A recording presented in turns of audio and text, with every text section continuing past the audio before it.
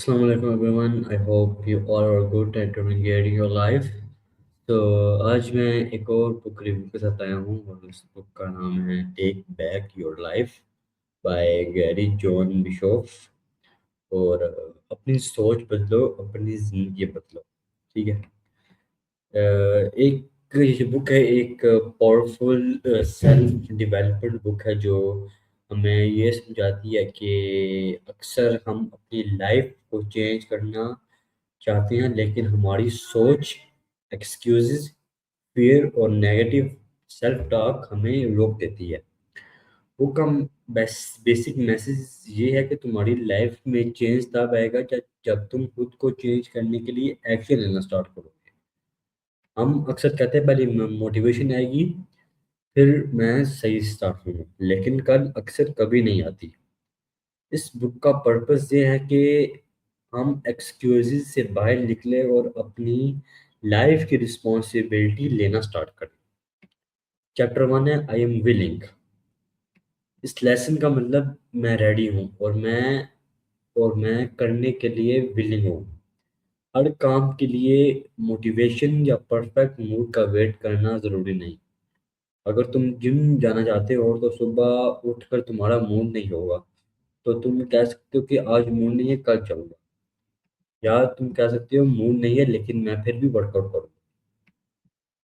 यहाँ डिफरेंस ये है कि पहला पर्सन मूड को कंट्रोल कंट्रोल दे रहा है, जबकि दूसरा पर्सन अपने डिसीजन को कंट्रोल कर रहा है।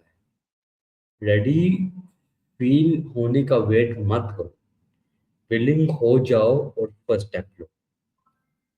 इसका आइडिया ये है कि तुम अपने अब एक और चीज़ है, I am wired to win. इसका आइडिया ये है कि तुम अपने माइंड को जिस डायरेक्शन में ट्रेन करते हो, तुम्हारे एक्शन भी उसी डायरेक्शन में जाने लगते हैं। अगर तुम हमेशा अपने आप से कहते हो कि मुझसे नहीं होगा, तो तुम ट्राई करने से पहले ही हार जाओगे। लेकिन अगर तुम कहते हो मुश्किल है लेकिन मैं सीख सकता हूँ, तो तुम्हारा अप्रोच कम्प्लीटली चेंज हो जाता है। अगर तुम कोडिंग सीख रहे हो तो पहला प्रोजेक्ट फेल हो जाएगा। मैं कोडिंग के लिए बना ही नहीं। इंस्टेड आप तुम कह सकते हो कि मेरा फर्स्ट फर्स्ट प्रोजेक्ट फेल हुआ, लेकिन मैं मिस्टेक फाइंड करके दोबारा ट्राई करूंगा। फेलियर को आइडेंटिटी आइडेंटिटी बनाने के लिए आइडेंटिटी बनाने के बजाय फीडबैक समझो। तुम्हारा माइंडसेट तुम्हारे एक्शन को इन्फ्लुएंस करता है। आई एक और चीज़ है, आई गॉट दिस। ये लेसन कॉन्फिडेंस और सेल्फ बिलीफ के बारे में है। लाइफ में चैलेंजेस आएंगे, हर चैलेंज को अवॉइड करना पॉसिबल नहीं, लेकिन तुम अपने आप को ये कह सकते हो कि मुश्किल है लेकिन आई कैन हैंडल इट।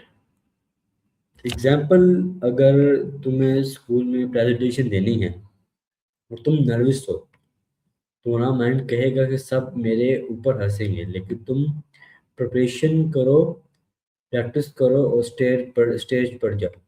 हो सकता है कि तुमसे एक दो मिस्टेक भी हो, लेकिन प्रेजेंटेशन के बाद तुम्हें रियलाइज करोगे कि यार मैं कर सकता था। इस तरह कॉन्फिडेंस बिल्ड होता है।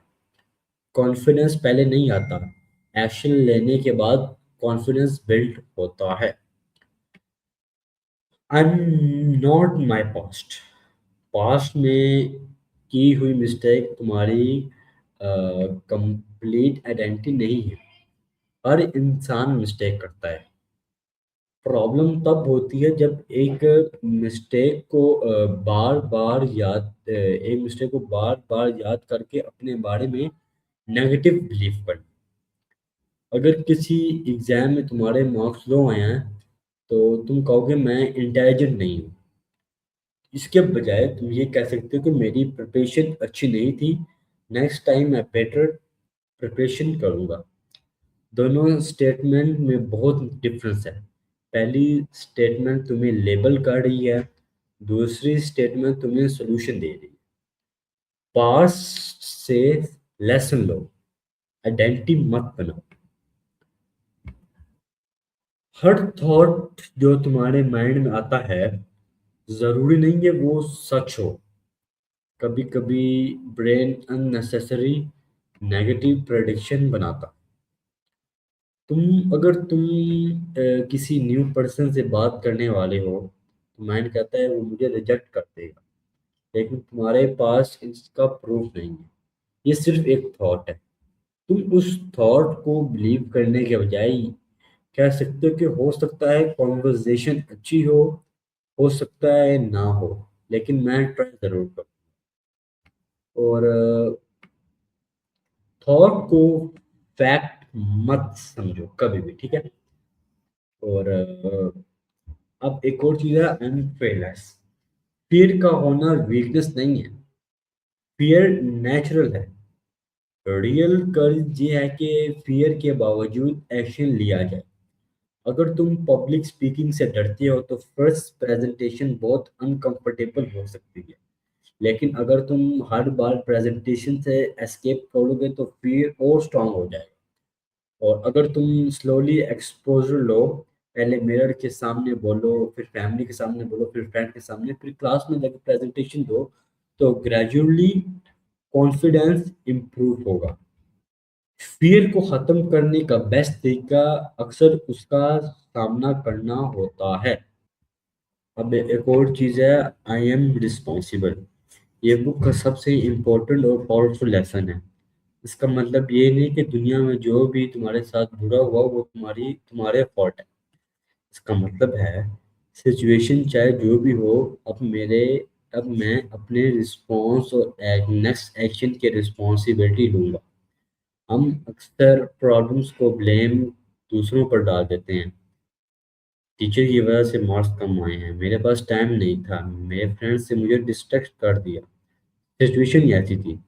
कभी कभी ये रीज़न जेन्युइन भी हो सकते हैं, लेकिन अगर हम हमेशा ब्लेम करते रहें तो सोल्यूशन हमारे हाथ में नहीं रहेगा।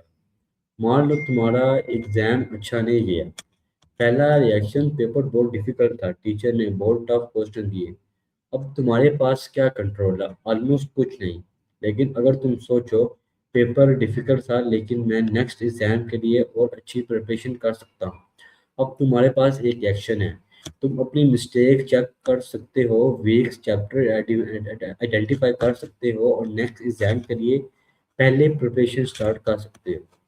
ब्लेम तुम्हें प्रॉब्लम में फंसाए रखता है, रिस्पॉन्सिबिलिटी तुम्हें सोल्यूशन की तरफ ले जा सकती है। इसलिए जब भी प्रॉब्लम आए तो एक सिंपल सा क्वेश्चन पूछो, इस सिचुएशन में मैं क्या कंट्रोल कर सकता हूँ।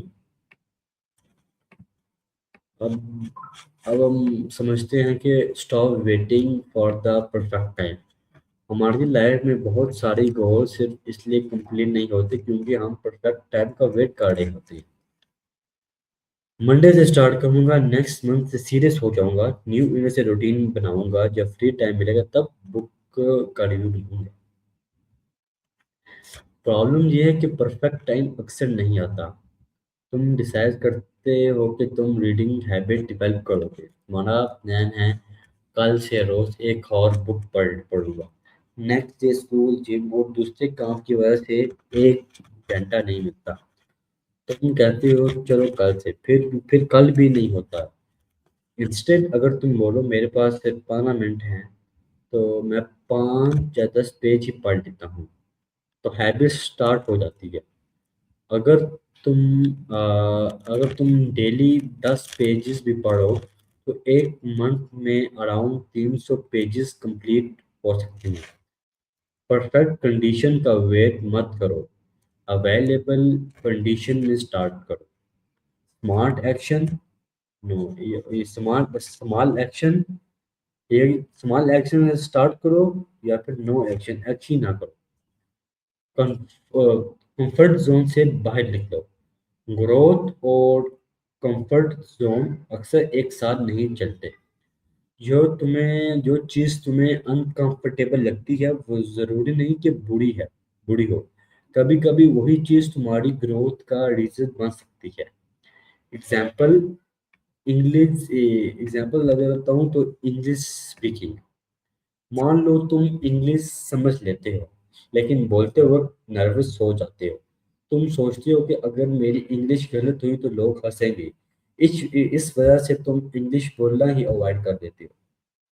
रिजल्ट क्या आता है, तुम्हारी स्पीकिंग इम्प्रूव नहीं होती। लेकिन अगर तुम डेली थोड़ा अनकंफर्टेबल फील करते हुए इंग्लिश बोलना स्टार्ट करो, पहले दिन 5 मिनट, फिर 7वें दिन जब आए फिर 10 मिनट कर दो, फिर उससे अगले 5 से 15 मिनट, और तीसरे दिन तक रेगुलर कॉन्वर्जेशन किया करो, तो तुम ग्रेजुअली बेटर हो सकते हो। पहले मिस्टेक होगी, फिर मिस्टेक्स कम होगी, फिर कॉन्फिडेंस इंक्रीज होगा।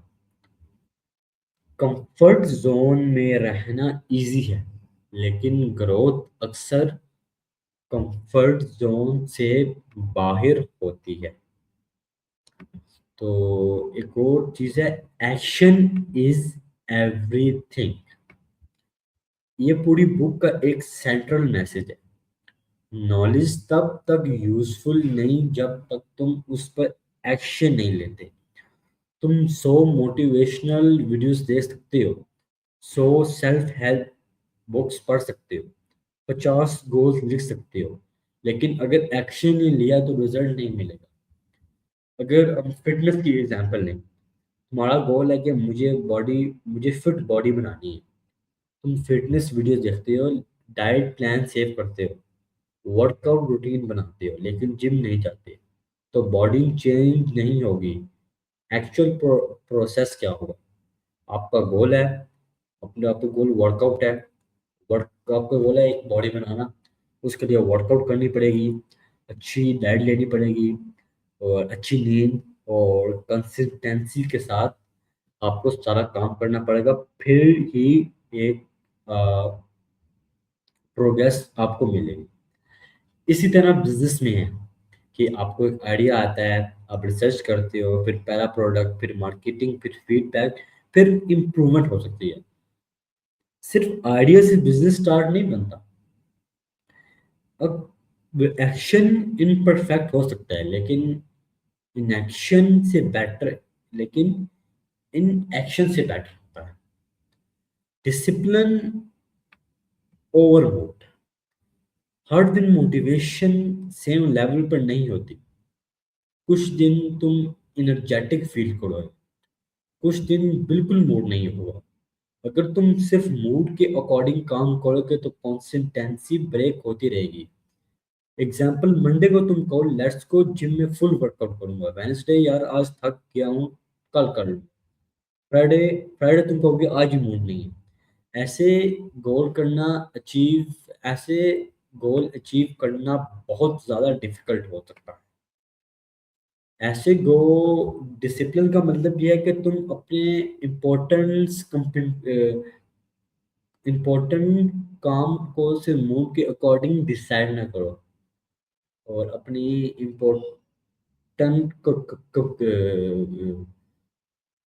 कोई भी आपको किसी ने आपको अपना काम दिया हुआ है, और कोई भी एक टाइम पे किया कि उस टाइम में तुमने आना है, तो वो मूड के अकॉर्डिंग ना करो। कमिटमेंट एक ऐसी चीज है जो आपको मोटिवेशन से नहीं मिलती। कमिटमेंट के लिए डिसिप्लिन लाजमी होना चाहिए। मोटिवेशन तुम्हें स्टार्ट करवा सकती है, लेकिन कंसिस्टेंसी तुम्हें रिजल्ट तक लेके जा सकती है। Cricket. Stop giving yourself negative label. कभी कभी हम अपने आप को लेबल्स दे सकते हैं, दे देते हैं। मैं लेजी हूँ, मैं वीक हूँ, मैं इंटेलिजेंट नहीं हूँ, मैं कॉन्फिडेंस नहीं हूँ। प्रॉब्लम ये है कि जब तुम किसी लेबल को बार बार रिपीट करते रहोगे, तुम अपनी आइडेंटिटी समझना स्टार्ट कर देते हो। एग्जाम्पल, अगर तुम एक बार पब्लिक स्पीकिंग में नर्वस हो गए, इसका मतलब ये नहीं मैं पब्लिक स्पीकिंग में अच्छा नहीं हूँ। अभी मुझे पब्लिक स्पीकिंग में प्रैक्टिस करने की ज़रूरत है। ये स्मॉल वर्डिंग चेंज तुम्हारी थिंकिंग कंप्लीटली चेंज कर सकती है। तो अब देते हैं इसका final takeaway. Take back yourself का सबसे पावरफुल मैसेज ये है कि तुम्हारे अपनी लाइफ चेंज करने के लिए किसी मैजिकल मोमेंट का वेट नहीं करना चाहिए। तुम्हें एक्सक्यूजेस कम करने पड़ेंगे, रिस्पॉन्सिबिलिटीज लेनी होगी, फियर के बावजूद एक्शन लेने होंगे, नेगेटिव थिंकिंग को चैलेंज करना है, कंफर्ट जोन से बाहर निकला है, और सबसे इम्पोर्टेंट कंसिस्टेंसी, एक्शन लेना है। मेरा जो फेवरेट लेसन है इसका है, मूड का वेट मत करो, डिसीजन लो। अगर तुम्हारा गोल इम्पोर्टेंट है तो हर दिन परफेक्ट परफेक्ट नहीं होगा। कुछ दिन मोटिवेशन मोटिवेशन होगी, कुछ दिन नहीं होगी। कुछ दिन प्रोग्रेस फास्ट होगी, और कुछ दिन प्रोग्रेस स्लो होगी। लेकिन अगर तुम रुकते नहीं हो, तो इवेंचुअली तुम अपने ओल्ड वर्जन से बहुत डिफरेंट हो सकते हो। बुक का ओवरऑल मैसेज का है, अपनी लाइफ को ब्लेम करने के बजाय उसकी रिस्पॉन्सिबिलिटी लो। अपनी थिंकिंग को चैलेंज अपनी थिंकिंग को चैलेंज करो और एक्शन लेना स्टार्ट करो। तो व्यूअर्स, ये इस बुक का नाम कुछ और है, लेकिन वहाँ पर थोड़े बैड वर्ड यूज़ किए हुए हैं, इसलिए हमने बुक का नाम चेंज कर दिया है। तो उम्मीद करता हूँ कि आपको ये जो बुक है, तो बुक अच्छी लगी होगी। तो मिलते हैं इंशाल्लाह एक नई बुक के साथ। तो तब तक के लिए आप सब अपना ख्याल रखिएगा, और कमेंट में बताइएगा कि मैं अब कौन सी बुक का रिव्यू लेकर आऊँ। अल्लाह हाफिज़।